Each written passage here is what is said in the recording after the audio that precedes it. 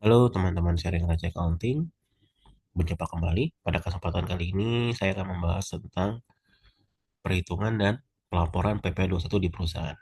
Nah, sebelum teman-teman membuat perhitungan dan pelaporan PP21, make sure bahwa Anda sudah memahami apa saja objek yang terkait dengan PPh pasal 21.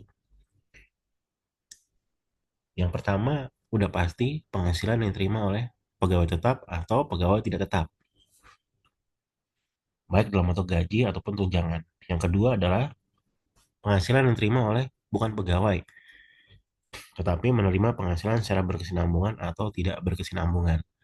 Misalnya Anda punya vendor, statusnya WP orang pribadi, berarti masuk dalam objek PPh pasal 21.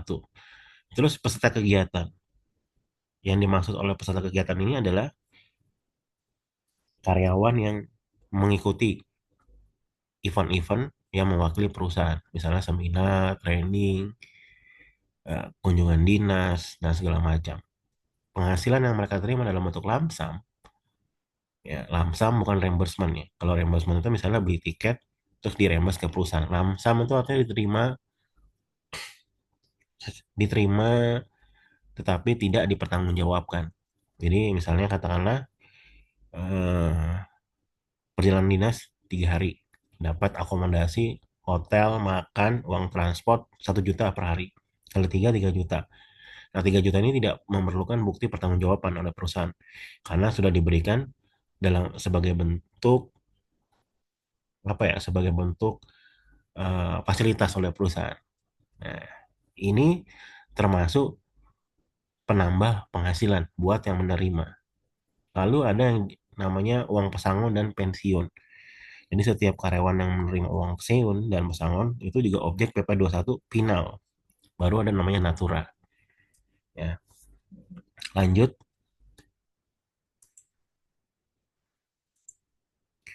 Saya asumsikan saya adalah seorang accounting yang melakukan pencatatan dan pelaporan PP21 di sebuah perusahaan. Katakanlah perusahaan ini namanya PT ABC. PT ABC ini punya 100 orang karyawan, 20 orang dengan status PKWT, 80 orang dengan status PKWTT. Sorry, 20 orang dengan status PKWTTT, 80 orang dengan status PKWT.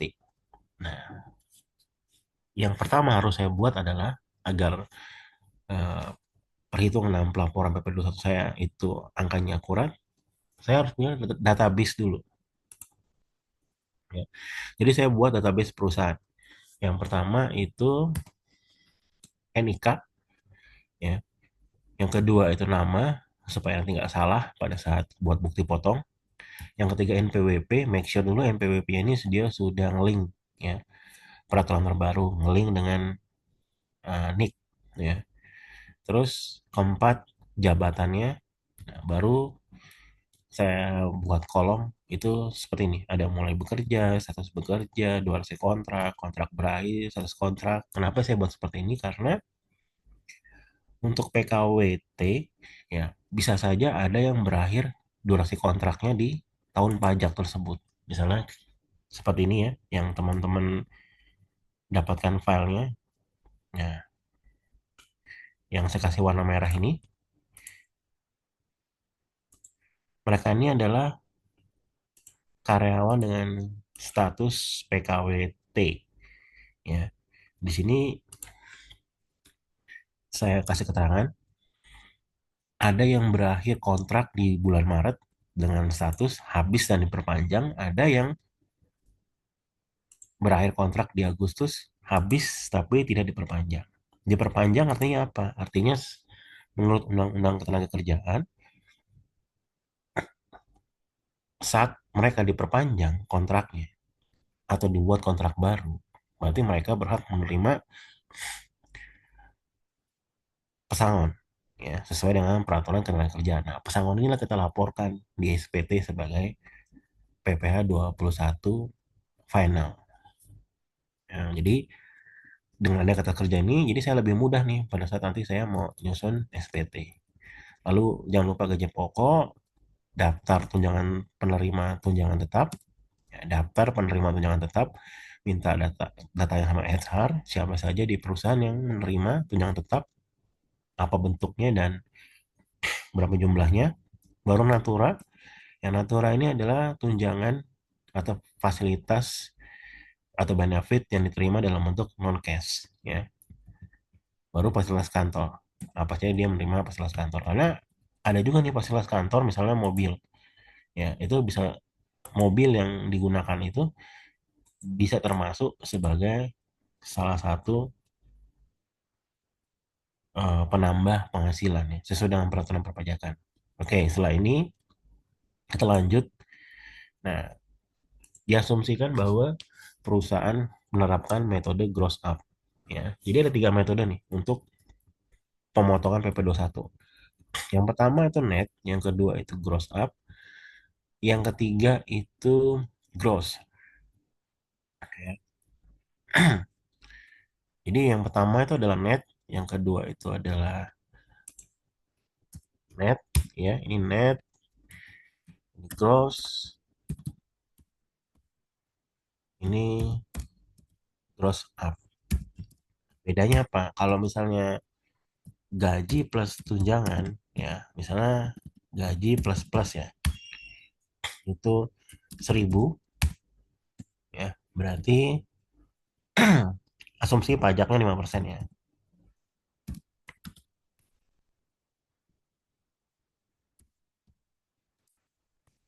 Berarti THP saya adalah 1.000.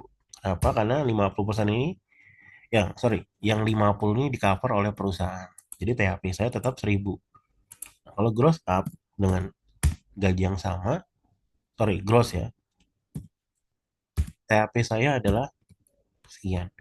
Karena gaji saya dipotong sebesar 50 setiap bulannya, ya, sesuai dengan tarif pajak PPh pasal 21 misalnya, ya.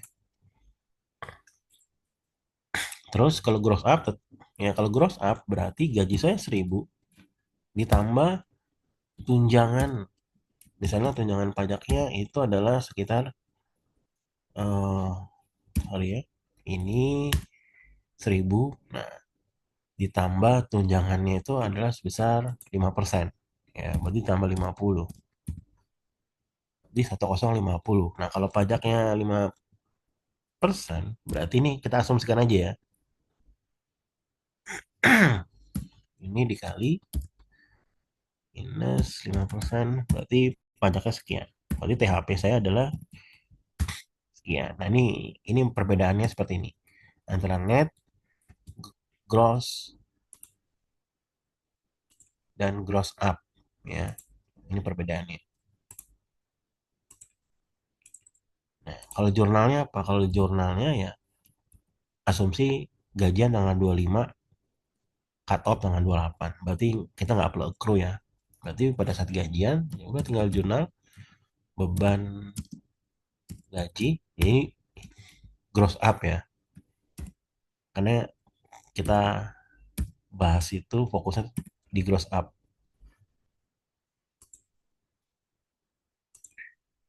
Ini beban gaji sekian, ini debit, terus ini utang pajak, ya. Utang pajak PP21 sekian. Ini THP. THP berarti ini bank. Ya, ini kredit. Lalu pada saat dibayar, ya, ini tinggal dibalik aja. Pajak debit,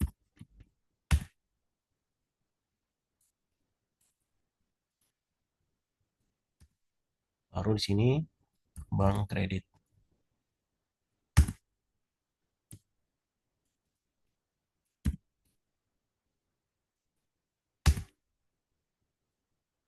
Jadi jurnalnya seperti ini. Nah, sekarang kita balik lagi ke sini. Saya ambil satu contoh namanya Wilan Wijaya, ya. jabatan direktur, statusnya K3, gaji pokoknya 20 juta, dia dapat tunjangan perumahan 5 juta, tunjangan tetap 2.500.000, lain-lain. Dia dapat member member untuk olahraga tuh 5 juta ya. Golf member lah. Golf member 5 juta per bulan. Tunjangan pajaknya kita belum tahu karena kita belum hitung PP21-nya. Maka take home pay dari si William Wijaya ini adalah sebesar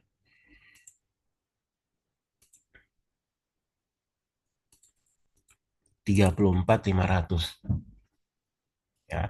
Jadi kita asumsikan aja take home pay dia itu sebesar 34.500 ya. Ya. Atau misalnya lebih gampangnya gini, misalnya katakan si William Wijaya ini em, terima gaji tanggal 25 di bulan yang sama. Ya, jadi kalau misalnya untuk gaji bulan September, dia gajian tanggal 25 September.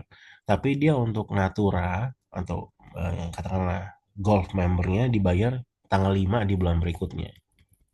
Ya, tanggal 5 di bulan berikutnya. Berarti take home pay dia adalah kurang lebih ya.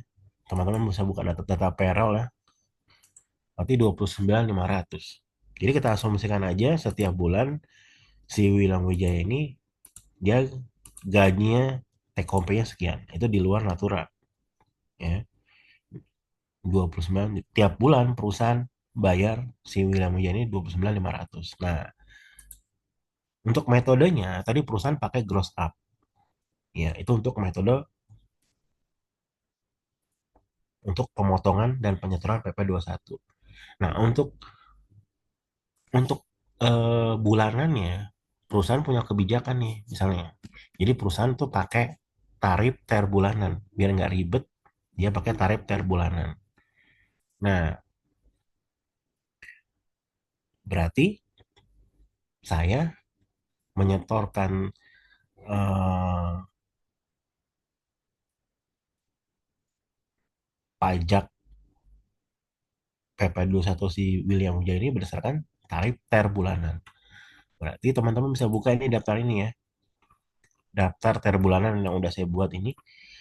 Ini di sini ada nama William Wijaya, gaji pokok sekian, statusnya K3 ya, status K3 di sini gaji 20 juta, yang tetap sekian, jadi total penghasilan 29.500. Nah, sekarang kita lihat dia K3. K3 ini dia masuk golongan apa kalau di TER? Kita buka di sini TER tarif. Dia ada golongan, ini teman-teman perhatikan di sini ya. Ini ada golongan kategori A untuk TK0, TK1, K0. Terus ini ada kategori B, TK2, TK1, TK3, K2 ya. Baru ini ada namanya K3. Nah, tadi dia di sini si William Wijaya K3 statusnya. Berarti dia masuk lapisan penghasilan. Kita lihat penghasilan 29.500. Jadi kita di K3 lihat 29.500. Berarti 29.500 itu masuk di nomor 18 ya. Di sini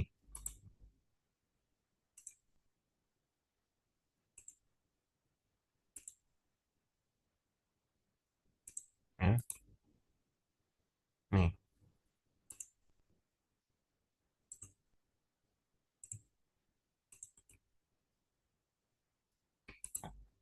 28 juta sampai 30 juta 100. Berarti dia masuk lapisan penghasilan yang di sini. Karena penghasilan dia itu di tengah-tengah ya, 29.500. Jangan lupa isi-isinya kategori C biar gampang. Tarifnya berapa? Tadi tarifnya berapa sini? 11%. Berarti si William Wijaya ini adalah PP21-nya sebesar sekian. Jadi 29.500 dikali 11%. Inilah yang saya setor. Ya. Ini yang saya setor tiap bulan. Karena perusahaan pakai tarif TER. TER itu hanya berlaku dari Januari sampai November. Di masa Desember, perusahaan harus balik lagi ke pasal 17. Jadi di masa Desember, untuk ngitung SPT induk, untuk ngisi SPT induk, berarti saya menyesuaikan nih, berapa PP21 dia yang realnya dari Januari sampai Desember, berapa yang udah disetor dari Januari sampai November. Nah, jadi saya masukin ke sini ya. Saya tambahkan Natura. Karena kan tadi Natura kita di ter kita nggak masukkan nih. Karena dia udah beda bulan. Nah, jadi saya tambahkan Natura. Terus ada tunjangan pajak. Tapi tunjangan pajak kan belum tahu karena belum dihitung ya. Nah, jadi take home pay-nya itu adalah masih sebesar 34.500 kan ditambah Natura. Nah, untuk mendapatkan penghasilan bruto, saya harus tambahkan ya, iuran asuransi atau BPJS yang di-cover oleh perusahaan. Sesuai dengan peraturan BPJS, ya, gaji plus tunjangan tetap dikali tarif. Ya, dikali tarif. Kalau untuk masalah tarif, perusahaan itu bisa pilih ada tiga opsional. Ya, apakah bisnis ini memiliki tingkat resiko yang rendah, sedang, atau tinggi? Saya asumsikan ini perusahaan punya tingkat resiko yang tinggi. Jadi perusahaan ambil atau cover 100%. Ya. Jadi setelah ditambah BPJS yang dibayar oleh perusahaan, total penghasilan brutonya adalah sekitar 37 juta. Nah, dikurang tunjangan jabatan maksimal 500.000 per bulan atau 5%. Mana yang paling besar? Kalau yang paling besar 5% berarti 5%. Misalnya 5%-nya cuma 350.000, berarti tunjangan jabatannya pengurangannya cuma 350.000. Kalau lebih besar dari 500.000, berarti yang dipakai 500.000. Dikurang JHT, dapatlah penghasilan neto sekian. Neto ini disetahunkan, jadi sekian. Ya. Nah, terus ada namanya bonus. Nah, bonus itu nggak boleh ditambahkan di bulanan. Karena dia terima bonus di sini saya asumsikan dia terima bonus tahunan, setahun sekali. Berarti gaji plus tunjangan disetahunkan dulu, ya, dapatlah net atau penghasilan neto disetahunkan, baru ditambah bonus, ya. Terus ada namanya training and bootstrap. Tadi di awal saya sudah sebutkan di sini peserta kegiatan. Nah, kita cek di sini bonus dan bootstrap ya. Nah, jadi di sini bonus dan bootstrap ini si William Wijaya ini di sini dia ada visit ke customer. Contoh di tanggal 25 dia visit customer selama ya 4 hari. Dia dapat lamsam. Lamsam itu dia dapat eh, akomodasi. Akomodasi itu misalnya kayak hotel ya. Itu sebesar 800.000. Terus dia dapat uang saku 1 juta. Nah, lamsam ini berarti dia terima cash tanpa perlu pertanggungjawaban karena itu sudah fasilitasnya dia. Berarti ini dianggap sebagai penambah penghasilan. Sementara untuk tiket, dia reimburse di sini. Berarti dianggap bukan penambah penghasilan karena dia reimburse. Nah, kita lihat berarti di sini 34.500 ya. 34.500 itu totalnya ini nih.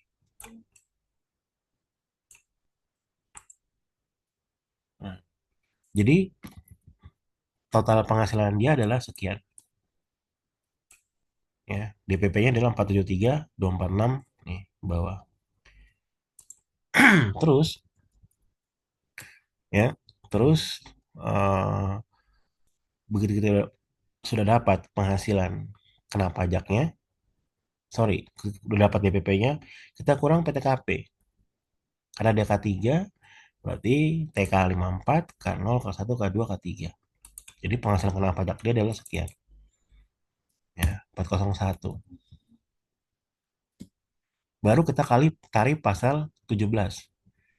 Nah, tarif pasal 17, teman-teman pasti udah tahu ya. 0 sampai 60 juta 5%. Berarti 60 juta kita kali 5%. Terus ini 5%-nya. 250 juta 15%. Berarti 250 juta dikurang 60 juta. 190 juta dikali 15%. Sekian. Terus di sini ya. Berarti dia kan 401 ya. Berarti 401 dikurang 250 juta. Karena kan 250 juta udah dikali di sini. Ya, dikali 25%. Dapatnya 37 sekian-sekian. Berarti pajak terutang dia setahun adalah 69.300 sekian-sekian. Dibagi 12 sekian. Nah, ini kan PP 21 terhutang dia. Kalau gross, kalau gross, inilah yang disetorkan sama perusahaan sebulannya untuk William Wijaya. Karena dia gross up, berarti si William Wijaya ini menerima tunjangan PPh 21. Berarti tunjangan PP 21 ini adalah sebagai penambah penghasilannya dia. Berarti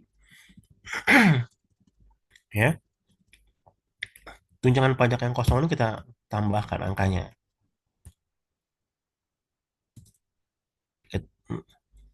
Maka dia akan berubah. Nah, ya, dia akan berubah. Nah, tunjangan pajak ini nanti angkanya harus sama dengan di sini ya. Nah, berarti dia bukan 5 juta lagi, 7 juta. Karena dia gross up. Kita tes. Ya, tes. Gapok dia 24 juta. 20 kali 12. Terus tunjangan dia adalah ini ya, 114. 114 tuh ini nih. 5 juta tambah 2 juta. Tambah 2 juta 500. Jadi teman-teman bisa ngecek di sini ya, tunjangannya. Terus ada Natura, ya, Golf member dia tadi. Nah, tunjangan pajak dia tadi yang 7 juta itu dikali 12 ditambah BPJS yang di cover oleh perusahaan, berarti total penghasilan bruto dia adalah sekian.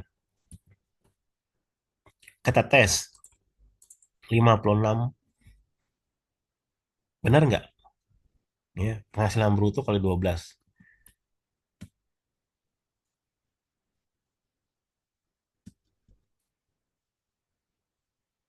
Ini penghasilan bruto dia ya. Kita kali 12.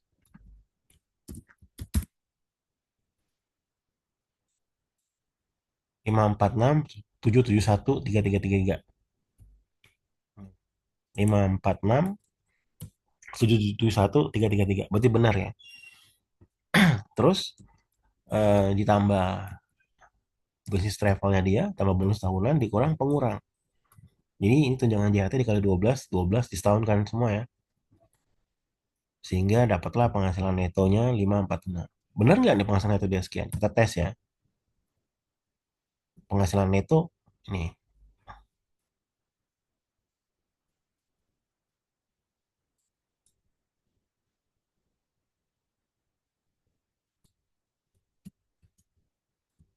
565 661 333.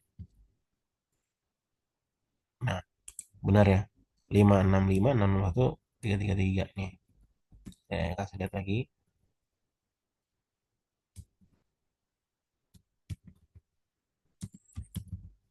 Hmm. 565 661 31. 565 661 3333. Ini udah benar ya. Nah, terus PTKP 72 juta. Jadi PKP sekian kali tarif ya. PP terutang 92415. Benar nggak? Berarti kata kerjanya udah benar ya. Das kerjanya udah benar. Nah, angka ini ya yang teman-teman pindahkan. Pindahkan kemana pada saat ngisi. Kalau misalnya PP satu kan tampilannya seperti ini ya. Ya, ini kan kurang lebih tampilan untuk PP satu ya. Masa PP yang dipotong berapa jumlahnya? Terus ada kelebihan nggak pembayaran? Belum ada. Pembayaran PP itu SPD atau instansi pemerintahan nol. Berarti PP yang ukuran setor adalah sekian. Nah, jadi kalau misalnya saya pakai TR bulanan, berarti kan PP satu saya ada sebesar sekian ya. 420 250. Ini ya angka yang lihat ya. Sekian 4, 10 juta 424 250. Nah, terus saya laporkan nih PP satu masa sekian. Nah, angkanya dapat dari mana? Ya, dari daftar bukti potong. Kan kalau teman-teman ngisi PP satu kan berarti harus ngisi daftar bukti potong dulu kan. Nah, daftar bukti potong itu ya, formatnya itu kurang lebih itu seperti ini. Jadi teman-teman tinggal mindahin angka ini aja. Bedanya ini setahun ya. Jadi teman-teman yang angkat teman-teman pindahkan tuh ya ini yang di kertas kerja ini teman-teman pindahin nih. Gaji pokok, perumahan, Tekom, BPJS, itu yang teman-teman pindahin ke daftar bukti potong yang di Cortex. Sehingga nanti dari tadi kan ada 100 orang ya. Dari 100 orang tadi itu daftar bukti potong tadi itu totalnya itu adalah sekian ya.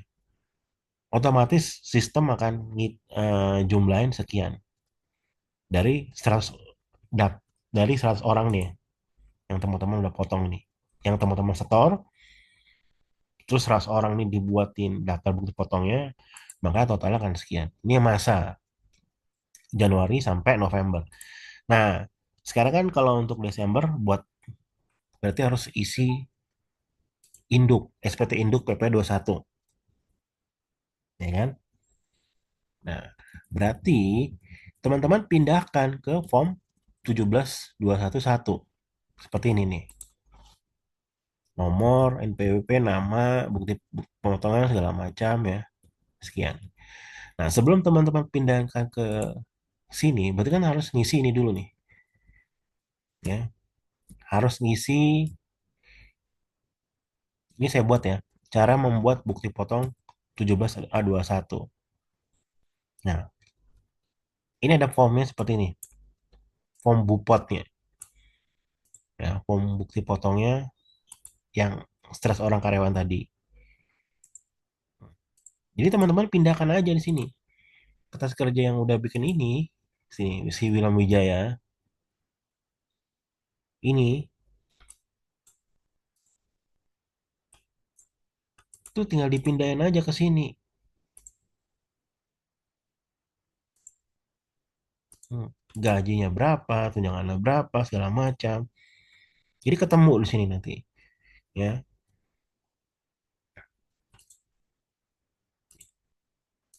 Jadi biar gampang nih ya. Nah, ini saya lihat lah. Tadi berapa gajinya ya, si Wilam Wijaya? Gajinya 2 sekian. Terus tunjangan PPH.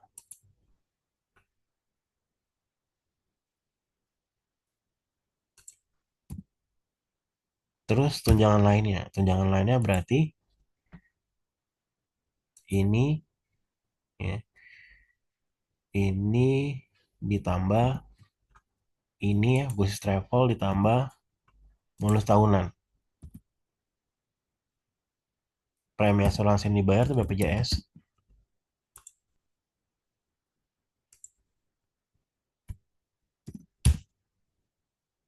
Natura, saya masukin.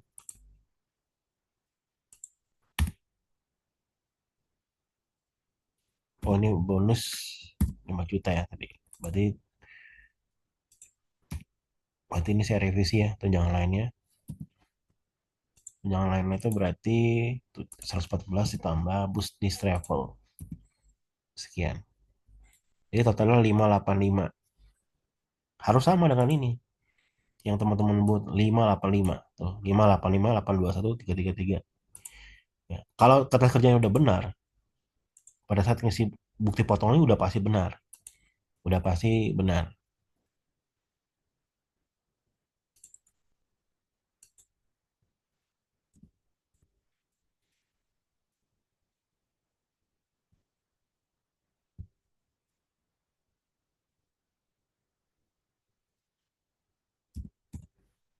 Terus di sini biaya jabatan. Tinggal pindahin aja di sini. Biaya jabatan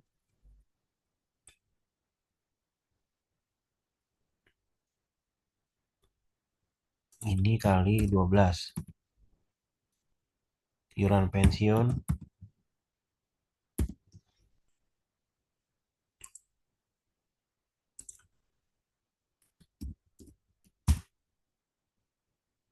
zakat 0. Itu jumlah pengurang 241. Benar nggak 241?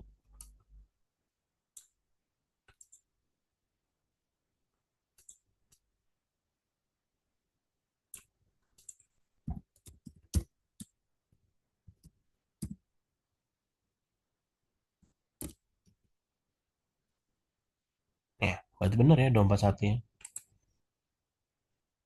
Terus jumlah penghasilan neto 343. Juga penghasilan neto sebelumnya 0. jumlah penghasilan neto, sini kita hitung ya. Jumlah penghasilan neto kita lihat atas kerja, berarti kan ini dikurang ini. Sorry ditambah ya. Ada tanda minus 343.901. Berarti udah benar nih. Penghasilan tidak kena pajak. Kita pindahkan dari PTKP 72 ya. Jadi PP2 itu 92.415.333. Kita cek nih. 92.415.333. Berarti udah benar. Karena ini secara otomatis sistem pajak juga seperti ini dia ngitung ya. Nah, sekarang sini ada namanya PP21 yang dipotong. Berarti yang tiap bulan kita storein. Tadi kita store berapa tiap bulannya? Ter bulanan. Ter bulanannya untuk si William Wijaya, kan dia William Wijaya 3245. Berarti dari Januari sampai November kita pakai angka yang sama. Total yang udah kita bayar, kita setorkan sama William Wijaya 35, ya kan? Nah, berarti yang kurang lebih bayarnya 56. Berarti di masa Desember yang kita setorkan adalah sebesar 56 juta ini. Ini karena dia kurang bayarnya sebesar 56. Otomatis kalau teman-teman udah ngisi ini, tampilannya di sini adalah seperti ini. Ini udah otomatis dari sistem, ya. Sehingga nanti kalau teman-teman sudah setor masa Desembernya, mau buat SPT induknya finalnya ya, ya kurang lebih kayak gini nih. Pegawai tetap sekian, pegawai tidak tetap sekian, ini sekian. Ini tinggal kita cek aja benar apa enggak punya kita. Misalnya kita mau cek di sini pegawai tetap jumlah penghasilan bruto sekian. Kita cek di ini kita jumlah penghasilan brutonya berapa total.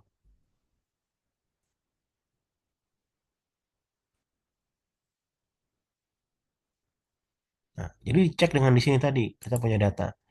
Di sini di total aja ya 9303.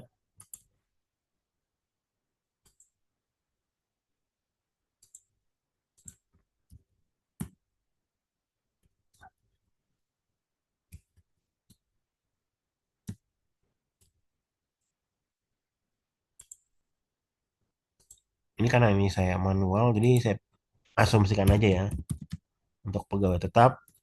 Misalnya di sini, nah angkanya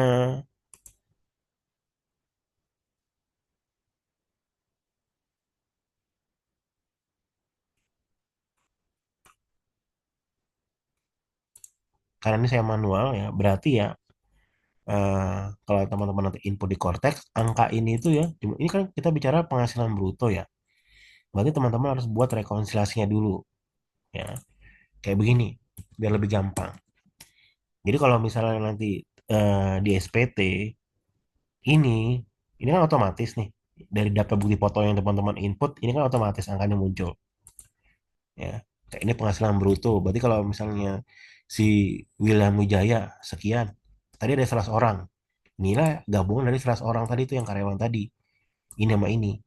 Berarti ini itu harus kalau harus sama dengan kertas kerja ini. Otomatis ya kalau kertas kerja ini teman-teman pindahin ke ini tadi yang yang ini. Nah, ini udah pasti ini benar dan udah pasti ini sama ya. Cuma kalau mau buat make sure lagi, teman-teman tuh buat kertas kerja rekonsiliasi seperti ini.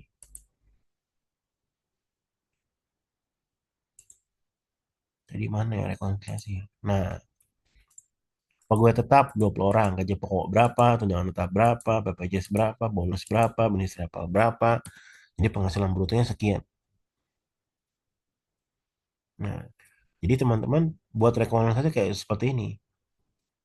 Jadi kalau misalnya nanti antara SPT ini dengan beda dengan data rekonsiliasi teman-teman. Nah, berarti nanti di situ ada temuan sama pajak tuh, ya. Itu jadi temuan.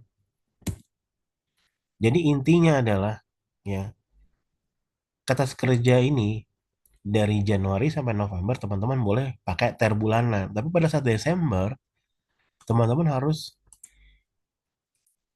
harus tampilkan semua, ya, berapa penghasilan dia terima dalam setahun. Karena kalau di ter bulanan kan pasti kita nggak ngitung ada bonus segala macam. Jadi pada saat di sini tampilkan semuanya.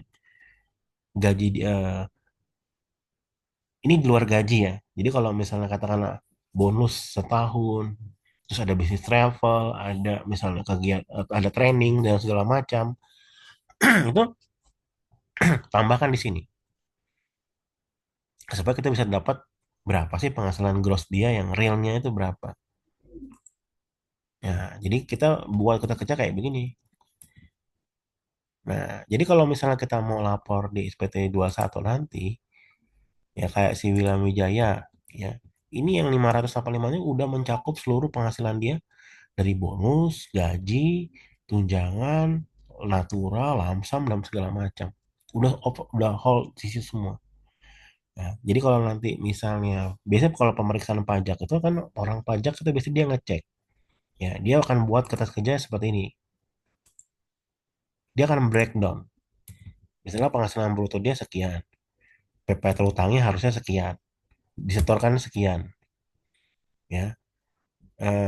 Kayaknya ini contohnya, PP dosa terutang sekian. Ini versi perusahaan ya. Terutang sekian, udah disetorkan sekian. Berarti kan perusahaan di Desember, ini kan ini Januari sampai November, ya kan? Nah, ini Desember. Ini versi perusahaan misalnya seperti ini. Nah, sama juga dengan orang pajak. Pada saat orang pajak pemeriksaan, yang pertama kali dia periksa adalah yang udah disetor dulu kan. Dari Januari sampai November. Baru dia cari terutangnya. Nah, dapatlah berapa yang disetor di Desember. Ini biasanya temuannya di Desember. Bisa jadi perusahaan ada lupa di sini masukin, atau ada yang kelewatan di sini masukin, sehingga terutanglah di Desember kurang setor. Nah, makanya kita buat kertas kerja seperti ini, ya, supaya nanti angka ini itu harus sama dengan angka yang kita rekon di sini.